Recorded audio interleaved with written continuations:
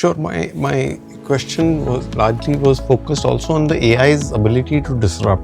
One narrative that we are getting used to is the fact that maybe India has missed that bus and may not be participating sufficiently. Do you subscribe to that theory, or do you think that India will come back and maybe play a meaningful role in some part of the supply chain of the AI, maybe the data centers, maybe in some kind of programming? What's your view on that? Unlikely in a hurry. I think India was never known for innovation. So to now suddenly say India has missed innovation also is unfair. True. We are known for a very stable, broad-based domestic market, for domestic consumption, for reasonable growth rates for long periods of time. This is a country of 150 crore people who slowly are increasing money in their hands, and hence they are increasing the spending power. They are seeing increased spending power. Okay. So in a way, this is a very large domestic consumption market.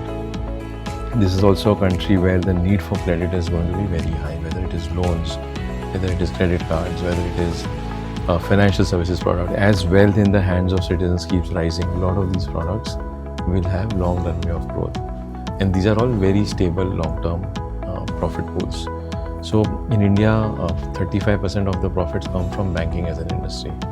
And so that was always our core: consumption, banking, pharmaceuticals. And in some segments, we have competitive advantage to compete with the rest of the world. So pharma is one of them, technology is one of them. But now with AI coming in, that ability to compete in the tech universe is limited. But will the banking industry grow at 12-13% because of or in spite of AI? The answer is yes. And those stocks are at a 5-year low today. So what we have to see is that what type of businesses still today can deliver 12-14% IRR returns on a 5-year rolling basis. And they could be coming from various sectors, independent of innovation, independent of AI. And you don't see AI as a threat to any of these traditional sectors in some way? See, it will be a threat to people, but I'm assuming great managements have the ability and the intellect to see, okay, how do I use AI tools? Where on one hand, if it is going to have some impact on my revenues, I can also see impact on cost savings. How do I leverage these tools to, cut down on unnecessary spends, cut down on large teams which are not productive, or cut down on 5 different softwares I was using and instead use one of them. So they are adding a lot of value as well and helping on the cost side. Sure, good. So, AI being one of the things that I spoke of, do you see any other risks to the narrative of investing at the moment that people may be missing out? Of course, you've discussed a lot about the behavioral side of it, some of this frothy stories which may be doing rounds, which may scare people at some level and therefore make them miss opportunities. Do you see risks of the other variety where people may be jumping and are in for a problem situation going forward? See, basically currency, what you are saying is, where is the risk? Where can you go wrong? Yeah, right? Yes. So I think the narratives on manufacturing resurgence, on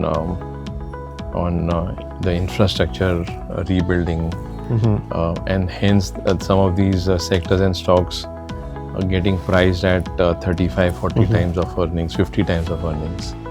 Also the narrative of a large consumer base, and because of which a lot of consumer stocks trading at 50-60 times P multiple. So wherever valuations are unreasonable, commensurate to their growth, or because of lack of growth, still the valuations are very high. Inherently, that is a space of risk at all points in time. It's not just today. At all points in time, some industry becomes overheated, the growth slows down, but the valuation remains elevated, and then eventually it turns. So the infrastructure sector, the engineering space, consumer companies, there are enough in that space which, even though they have not done well in the last few years, still remain expensive from a valuation point of view.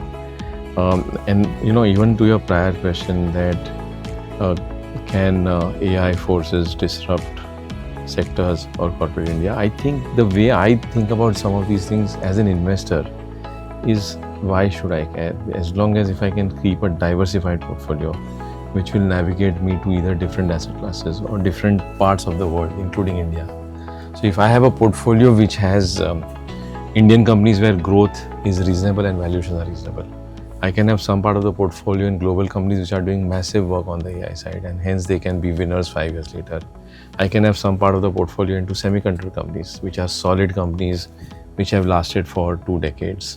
Why is TSMC so popular to so many of these companies? Because they have made this promise that we will always be your manufacturers. We will not get into your domain. Whatever chips you want, each of you, we will supply that, but we will not get into your domain of core manufacturing. So there are certain businesses which are iconic businesses in the world, and they are having huge tailwind. So a diversified portfolio allows you to increase your surface area, and even if one part of your hypothesis breaks down or does not make money, the overall portfolio will not struggle. So for all such questions that investors many times ask us, what is important is the actionable after that. That what do I do by knowing कि AI में क्या हो रहा है? वो जान के हम क्या करेंगे? What is important is what do I do in my portfolio? How do I construct my portfolio? So likewise in India, there are a lot of these popular questions like what is happening to FII flows or SIP flows? Are investors redeeming? What are net sales in the industry? New folios, are they opening or closing? More demat accounts opening or closing. So this is great general knowledge to have. Right. But general knowledge will not create wealth. So what's the actionable? Yeah. Iske baad what will you do becomes more important. So many times people get carried away in knowing things, and sometimes overdoing things after you know things.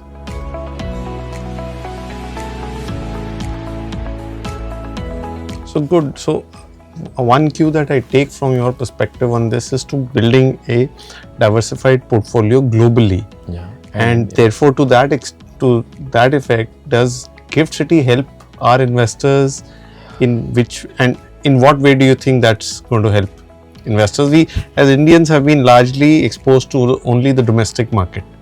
See, generally in every country, most investors are exposed to the domestic market because of familiarity, and they understand their market much better, and they feel it is more risky to go to unknown territories. It is like in very old days, from a country, if someone would go as a seafarer far away, the family would be worried that, where are you going? That those days mobile nahi tha, WhatsApp nahi tha. So once you say bye to your family member who's on the ship, you don't know how many, will he come back, not come back. So going far from your shores is always filled with anxiety. So likewise, to take our capital away from our shores, always will have anxiety, which is why almost all investors in the world have home country bias. So an American investor will think 10 times before going to India or China. A Chinese investor will think 10 times before coming to India, and an Indian investor will think 10 times before going to Brazil or Argentina or China. Nothing wrong in that. But I think conceptually what is important is, in investing paisa kahan banta hai? Where you buy great businesses when they are cheap. This combination generally improves your odds of making money. So there are enough periods where some of the best businesses of the world are in the world, not here. They are outside. True. So hence you have to build global portfolios. And of course, then ask the second question, that are these companies fully priced? Has the market already re-rated them? Are they already stretched on valuations? Then stay away, but choose the ones which are not that expensive. In that context, Gift City enables $2.5 lakh worth of annual, limit for the LRS slice. LRS is liberalized remittance scheme, and we launched, I think 6 months back, a fund called Global Equity Fund under LRS in our Gift City platform. So if you want to annually invest $2.5 lakh per PAN card into a global portfolio of stocks, this fund will actually do that. This fund will actually, currently it has 27 stocks, 25% is in cash still. It is gradually deploying into some of these combined themes that I highlighted. So Gift City plays a very important role where you want to build a global portfolio. The simpler way of doing that is to invest in global funds through mutual funds. But at this stage, almost all global funds are shut because the limits are full. So the LRS route becomes a better option till the time these limits open up. Okay, interesting. So you had also alluded that some part of your personal investing went into global portfolios, and your experience would be that typically it also gives you a more uncorrelated return from your domestic investing.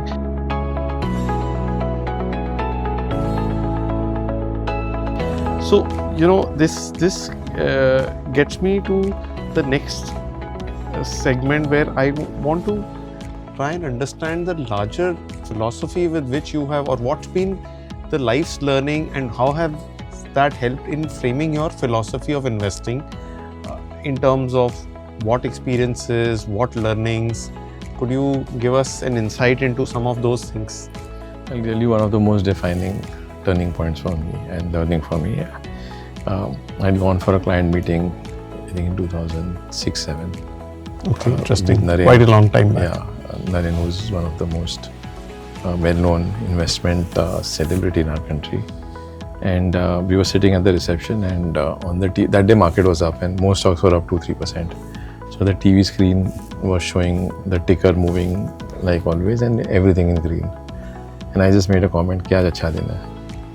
And he said, if you're going to be a buyer of these stocks for a long period of time, you're buying high if it is green. Ideally, if it is red and lower, that is an acha din.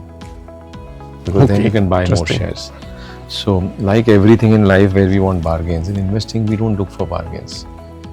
So जहाँ हम वो गरीब आदमी जो सब्जी और fruit बेचता है उसके साथ हम बार्गेन करते हैं, पर जहाँ अमीर लोगों के स्टॉक्स बिकते हैं वहाँ हम बार्गेन नहीं करते हैं. So the right place to bargain is also in the stock market. Was my first important thing. Stock market or the asset class, any asset class. True. So I gave an example, right? This year most money came in silver and gold, but no one gave money when silver was $25-30. At $100 everybody, $120 everyone was bullish, but at $25 no one was bullish. So जब सस्ता मिलता है तब ज़्यादा खरीदना चाहिए, not when महंगा मिलता है. That's the first learning I had. Then there's a book called The Most Important Thing by Howard Marks. There I read again a very important paragraph, same period, 2008. And remember, all of this was 10 years after being in the business. I used to teach the world पैसा कहाँ लगाना चाहिए, जबकि मेरे खुद के फंडे को होते हैं. In that book, Howard Marks says that when prices are rising sharply and returns are looking very good, is a more risky market than when prices are falling sharply and returns are negative. If you ask most people, market गिर रहा है, क्या ये market safe है या risky है, लोग बोलेंगे risky है. Logically, जब market गिर रहा है, risk भी गिर रहा है. Interesting. Rising prices means rising risk, and falling prices also mean falling risk. So that was the second important turning point. So anything which is rising very sharply, I will think 2 times, 3 times before putting my own money and do more homework in terms of assessing the risk. The third thing that I learned is most companies are uninvestable for our hard-earned money, where if the long-term ROEs are poor, return on equities, the track record of governance is very poor, where companies' accounts are fudged. The company is not making profits, but optically the annual report will show some profit. So we call it forensic analysis. We need to do a lot more skeptical forensic analysis to really say that is this company genuinely what the numbers are showing, because many times numbers can be fudged for some period of time. You can't fudge them forever, but they can be fudged. And these are companies where the promoters are not aligned to shareholders. They are using this fudging to take money out. Now, one thing I realized is that 99.9% of us, when we buy stocks, and if you ask somebody, ये stock क्यों खरीदा है आपने? ये धंधा, ये company करता क्या है? ये कंपनी का रिटर्न ऑन इक्विटी क्या है? वो भी नहीं पता होता है. So म्यूचुअल फंड इंडस्ट्री में 4 करोड़ इन्वेस्टर्स हैं. In stocks, direct stocks, there are 10 crore people who have bought stocks. And if you ask them why have you bought these stocks, mostly the answer will be पता नहीं है. बोलेंगे नहीं पता नहीं है. There will be some story, but पता नहीं होता है. So 99 to 2006, even I invested the same way. I invested once in 3 infrastructure companies because I was told India में infrastructure growth होगा, इंडिया के रोड्स चाइना जैसे बन जाएंगे. और 26 साल हो गए, नहीं 26 नहीं 18 साल हुए. मैं बोरीवली से बेलाट पियर जाता था, वो 2 घंटे लगते थे, आज भी 2 घंटे लगते हैं. So point is narrative था, but a lot of these companies fell by 90% because these companies had very poor balance sheets. Their return on equity was cyclically high, but over a long period less than single digit. The return on equity over a long period of time was less than what a fixed deposit rate was. Company had a lot of leverage and debt. So जब cycle खराब हुआ, the balance sheet imploded and the company lost 80%. I felt the stock is cheap now. थोड़ा खरीद लेते हैं. उसके बाद it fell another 80%. So 100 रुपये का स्टॉक 2 रुपया होगा आज. So Wow. we invest money in companies without even doing our homework. But instead, if you give the same money to a small cap or a mid cap fund manager, he will take care of not making such errors. Because institutions and fund management companies have a lot of protocols and processes in terms of what type of companies can come in. A lot of these, barriers are created. Minimum ROE 15% होना चाहिए, minimum growth rate 12% होना चाहिए, minimum governance standards इतना होना चाहिए. So they put discipline to the process. But more than, let me not sell the fund house. What I'm saying is the third learning for me was don't invest in companies without knowing what the company is, or don't invest just because someone else is giving you a narrative. Like one of my colleague had told me that time कि अगर I used to stay in Borivali, he said अगर ये company ले लिया 1 साल में तुम अपना घर कफ परेड ले सकते हो. और मैंने अभी तक मेरा घर विले पार्ला में है. Okay. So the 3 learnings is rising markets also can mean rising risk. Don't invest in bad businesses, bad companies जहाँ पे governance नहीं है, integrity नहीं है. That is important that the core of the portfolio is high quality and solid. And the third part is get more excited when markets are correcting. Celebrate corrections. I don't feel very excited on days when markets are. Today is a good day. 1% down है. Okay. Interesting. So that's. And the last point I'll say is that at all points in time, headlines में जो भी powerful होता है, जो whatever is the headline, when you open a newspaper today, you go and open 5 newspapers, there'll be lots of bad news. In fact, I had done this exercise. We had looked back, we had written to Economic Times and said that give us some of your old editions. We had to pay extra money for getting a preprint of the old edition. So at market peaks, today only we know that was a market peak. That day you didn't know. Right. But when you know 2000 market peak, there was all the headlines were positive for tech companies in the world and in India.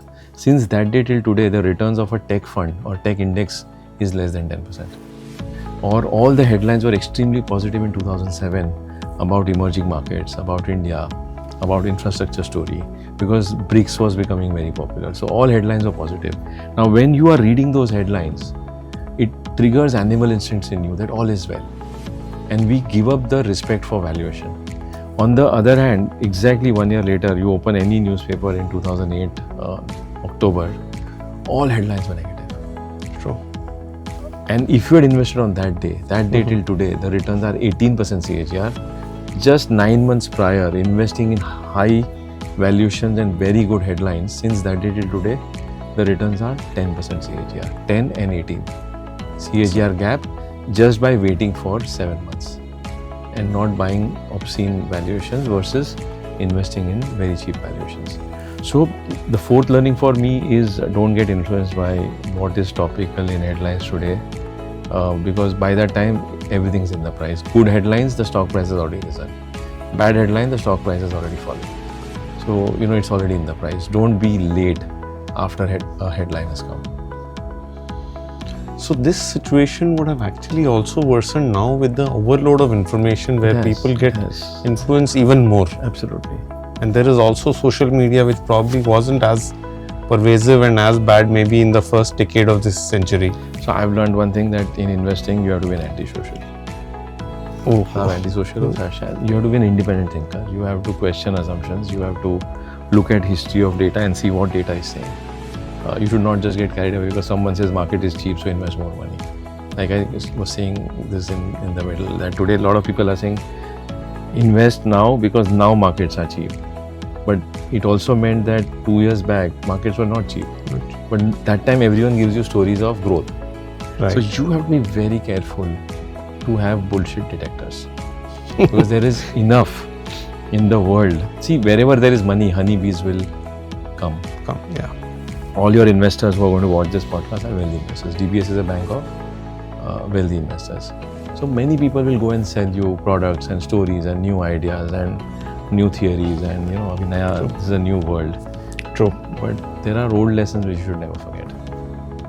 True. So you're a fan of the investing with the basic principles, and rather than giving up on those old lessons and looking at the new ideas, things that are coming up.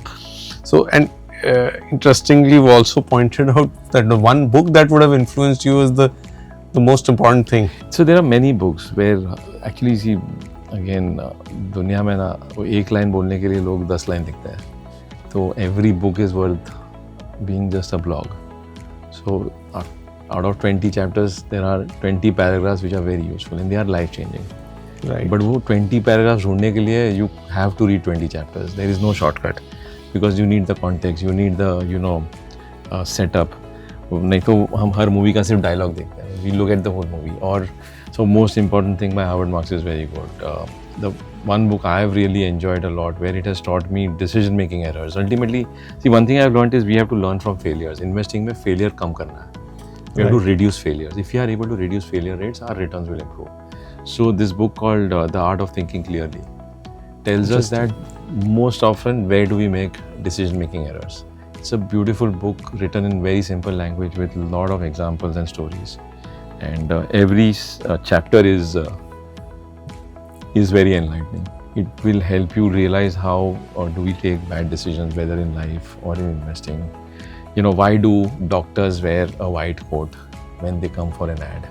या कोई भी toothpaste add में dentist के कपड़े पहनने के लिए वो वाइट कोट होता है, तो it is to show authority. It is to show authority bias. Why do most of us wear a suit and a tie? It is to show authority. And the assumption is that if you have authority, you are an expert. There is no logic कि authority है तो expert है. There are times, without authority also, if you've done your homework, you can be a better expert. There's one chapter there which says that once in a while, walk in a graveyard.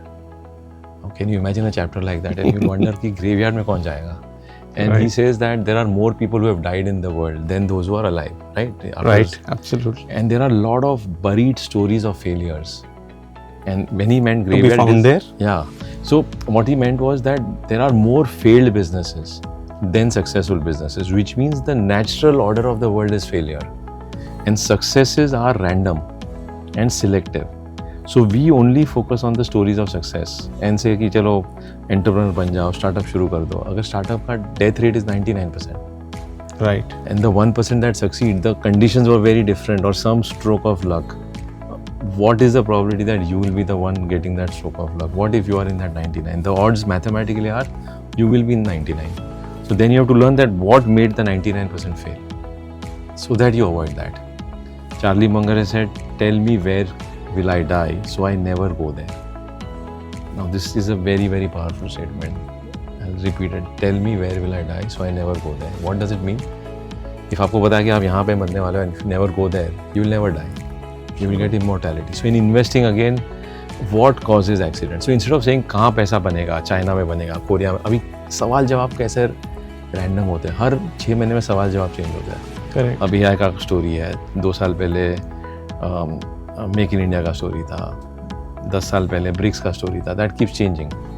But instead the question to ask is where do people lose maximum money. So avoid the traps. Avoid the traps. Avoid failures. If you avoid failures, 99% of times you will be an above average investor. Interesting. So, Kalpin, you started your life as a chemical engineer and then sort of by design or by, accident, you've come into the financial services. Do you have any lessons that you carried from there to your world of investing that you learned in your early days as an engineer, or maybe that was something that happened because that was the order of the day, people getting into engineering? See, this is again probably इसको narrative bias बोलते हैं. Right.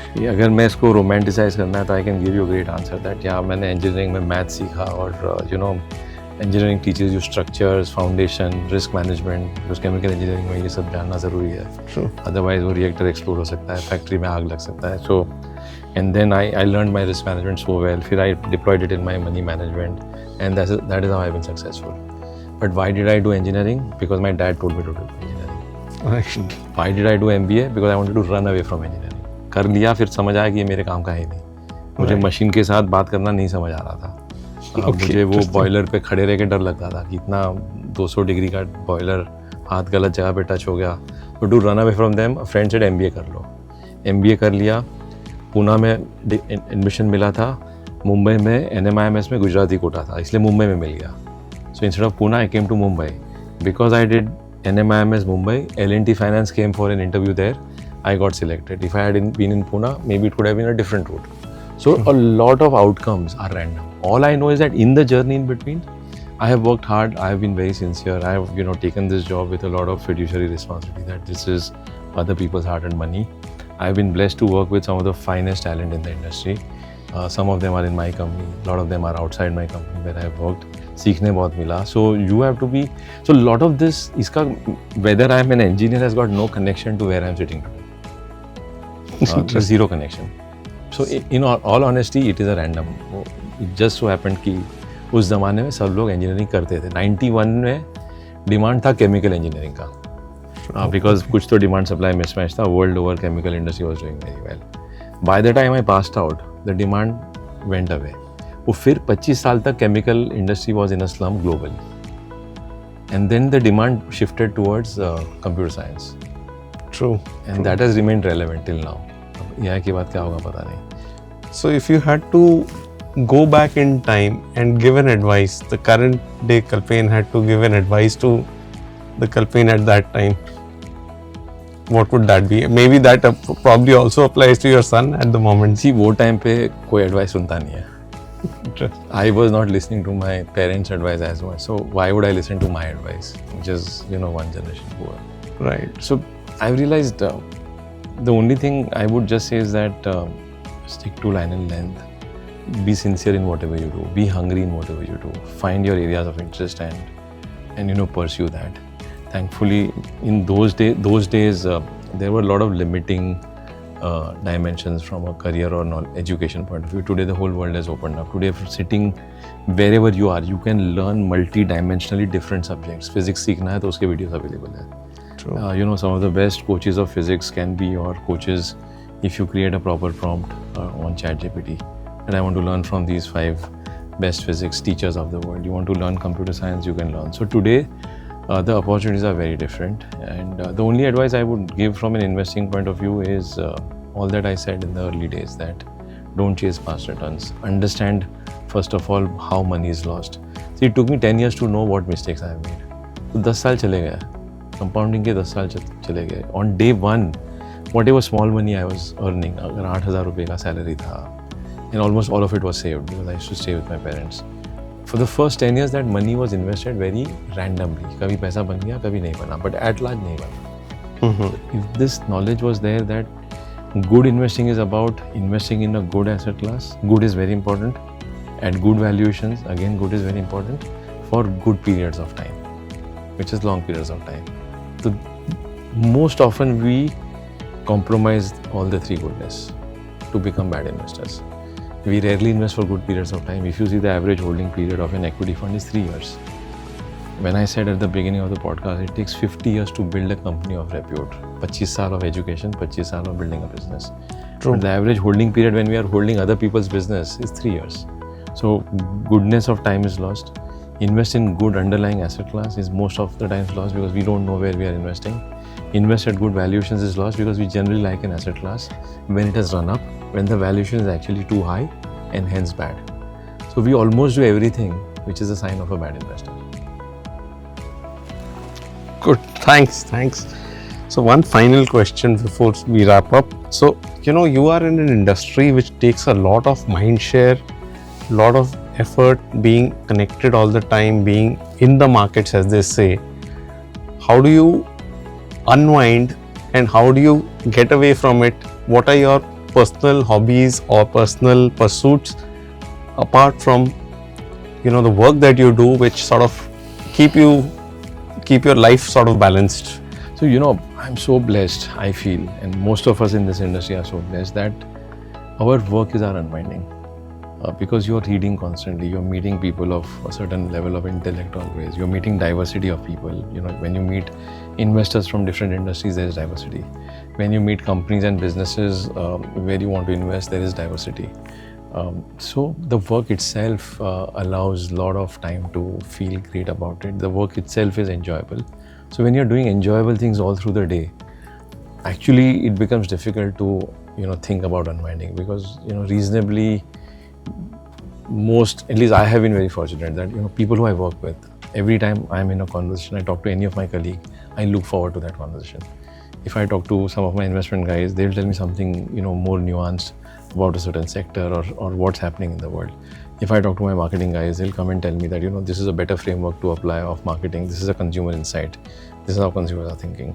If I talk to my tech team today, it will be about, how we can reimagine the way we can deploy AI in our investment decision making. So every conversation is something generally every day you look forward to. And what more joy can a professional get? And ये सब करने के बाद पगार भी मिलता है. So it's like a university that you're spending time in. Without paying fees, you are getting paid fees. So generally that has been a great, journey. Over and above that, personally, I like to read. I like to watch movies. I like to walk. These few things. Any personal favorites? Bollywood, Hollywood?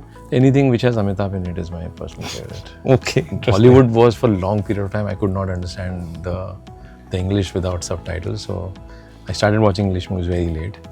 But everything Bollywood is something I like. Interesting. Thank you very much, Kalpin. It's been a pleasure and very enlightening conversation with you. And thanks for all of you having joined into the podcast. Thank you so much. Thank you very much.